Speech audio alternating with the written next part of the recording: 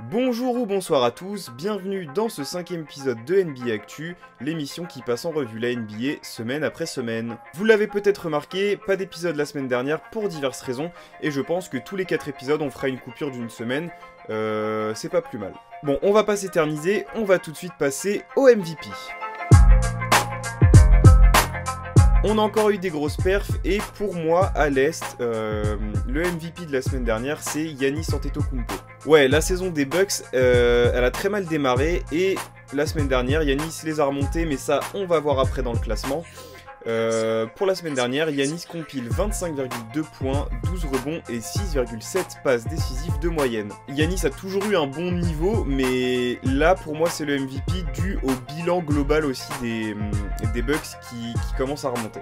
Côté Ouest, on va dans l'Arizona et je vais vous parler des Suns avec Devin Booker. Alors oui, on aurait pu aussi parler de Chris Paul qui fait la semaine dernière et même au global une saison de fou furieux. Mais je préfère rendre hommage à Devin Booker parce qu'effectivement sur la semaine dernière il est à 30 points de moyenne, à 58% à 3 points, 52% au tir global, tout ça en prenant 20 tirs de moyenne par match. D'autant que les Suns sont très constants et sont pour l'instant deuxième, ils talonnent les Warriors, ils sont à 17-3 actuellement, les Warriors à 18-2. Va falloir faire très attention aux Suns encore cette année. Voilà pour les joueurs, on va passer tout de suite au classement. Alors voilà, pas trop de changements dans le top 5 à l'Est, on a encore les Nets, le Heat, les Wizards et les Bulls dans le top 5. Par contre, on a une entrée, et oui, on va beaucoup parler des Bucks aujourd'hui, car ils viennent de passer 4ème au classement de la conférence Est. On va reparler des Bucks un peu après, je vais pas m'éterniser dessus. Toujours le ventre mou pour les Knicks et les Hornets qui stagnent dans le moins bien. Alors c'est décevant, parce qu'ils avaient fait un bon début de saison, que ce soit l'un ou l'autre, Donc on va voir comment ça évolue sur le reste de la saison, ça va... Pour l'instant ça se dirige vers un play-in. Côté Celtics, c'est encore la merde, on va pas se mentir, c'est très compliqué, c'est une équipe qui arrive pas à se trouver, qui trouve pas d'automatisme, ça joue pas terrible, ils ont encore le temps de remonter, mais ça va être très compliqué, ça commence vraiment à se dessiner niveau classement et ça va être de plus en plus compliqué pour les Celtics de gagner des places. Dégringolade pour les Sixers qui perdent 7 matchs sur 9, dont 5 de suite en l'absence de Joel Embiid, qui a été arrêté pour cas de Covid. L'absence de Joel, c'est vraiment un coup de massue parce qu'ils étaient vraiment dans le top 5 de l'Est. Et là, ils se retrouvent avec un bilan en 10 victoires, 10 défaites. Donc ils vont avoir le temps de se relancer, Joel est revenu. Mais il va falloir voir comment ça se goupille parce qu'ils ont vraiment pris un gros coup de massue là, les Sixers. On part à l'ouest et cette fois-ci aussi, pas de gros changements dans le top 5. Le seul point qui a changé, c'est le retour du Jazz en 3ème position de ce classement. Donc derrière les Warriors et les Suns. On a un peu de mieux chez les Blazers qui commencent à trouver leur marque. Pareil pour les Wolves.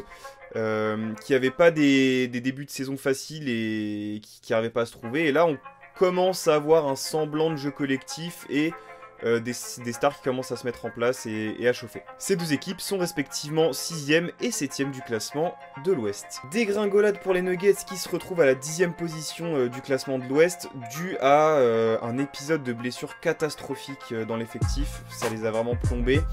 On va voir s'ils arrivent à s'en remettre, mais comme pour les Celtics et les Sixers, là, le classement commence à se dessiner. À mon avis, ça va être très compliqué de remonter. Bon, ils peuvent accrocher un play-in. Après, rien n'est joué, évidemment. Mais là, avec toutes ces blessures, c'est compliqué. Petite balle perdue pour les Lakers qui sont toujours aussi cata. Ça s'améliore pas. Bon, rien d'étonnant. Mais je tenais à le souligner. Voilà pour le classement de cette semaine. On passe tout de suite au potin. Côté potin cette semaine, pas grand chose d'intéressant, donc on va faire un passage éclair. On peut revenir rapidement sur l'altercation entre LeBron et Isaiah Stewart, qui a eu lieu dans un match opposant donc les Pistons aux Lakers. Donc LeBron a mis une tarte à Isaiah Stewart sur un rebond, l'autre il a commencé à saigner, c'est parti vraiment couille.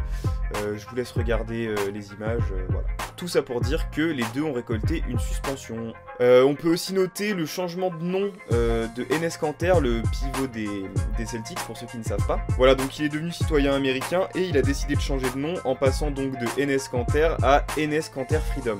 Bon, je vais pas plus développer que ça parce qu'après c'est pour des raisons politiques qu'il a changé de nom. Et ici, jusqu'à preuve du contraire, on parle de basket. Vous pouvez néanmoins aller checker de votre côté si ça vous intéresse, il y a plein d'articles dessus, vous serez servi. Voilà pour ce passage éclair sur les potins, on passe tout de suite à la question. Je vous avais dit qu'on allait beaucoup parler des bugs cette semaine, donc que ce soit dans le MVP ou dans le classement, et on les retrouve aussi dans la question. La question est, pour cette semaine, Chris Middleton est-il le joueur le plus important de l'effectif des Bucks? Bon, vous l'avez tous remarqué, les Bucks ont fait un début de saison catastrophique, malgré des grosses perfs de Giannis. Et bizarrement, depuis le retour de Monsieur Middleton, on est sur une série de 5 victoires pour les Bucks. Alors, certains parleront du calendrier, alors effectivement, ils n'ont pas joué des grosses équipes. Toujours est-il que, même quand ils jouaient contre des équipes moyennes, voire à chier, et bah les Bucks perdaient. Et depuis que Monsieur Chris Middleton est revenu, bah ils gagnent. C'est un fait. Alors, d'où ma question, Chris Middleton est-il le joueur le plus important des Bucks? Alors, quand on voit les résultats de cette saison et depuis son retour, on peut être tenté de dire que oui, c'est lui le joueur le plus important des Bucks, voire le meilleur. Alors, pour moi, pas tout à fait, parce que bon, on peut pas enlever Giannis de l'effectif, c'est clairement lui le meilleur joueur des Bucks. Par contre, Chris Middleton, ça reste un lieutenant de Gigalux qui est présent presque à tous les matchs. Bon, on peut lui reprocher son inconstance au global. Toujours est-il qu'il est présent quand il faut, on l'a vu cette année avec le titre des Bucks. Ce qui fait que pour moi, même si c'est pas le meilleur joueur intrinsèquement, c'est peut-être le plus important de l'effectif des Bucks, parce qu'il va faire des tâches que les autres ne veulent pas faire. En plus de prendre les shoots compliqués ou les derniers shoots, parce que Giannis a encore des petits problèmes au shoot, même si ça s'améliore et on le voit cette saison. Alors je suis curieux de savoir ce que vous en pensez de votre côté, du fait que Middleton est potentiellement le joueur le plus important, pas le meilleur, mais le plus important de l'effectif des Bucks.